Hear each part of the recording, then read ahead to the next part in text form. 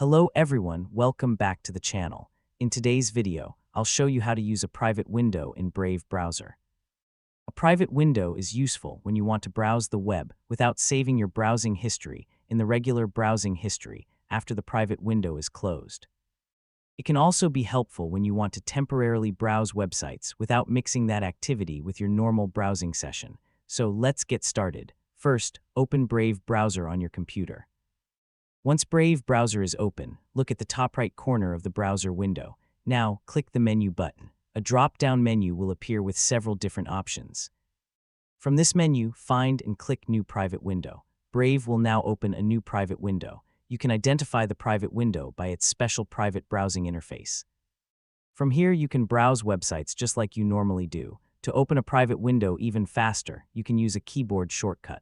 Simply press Ctrl, Shift, and N at the same time. This will quickly open a new private window in Brave browser. When you finish using the private window, you can close it by clicking the X button in the top right corner. The private window will then close, while your regular Brave browser window can remain open. And that's how you can open and use a private window in Brave browser. Thanks for watching this tutorial. If this video helped you, don't forget to like the video, subscribe to the channel, and turn on notifications for more helpful browser tutorials.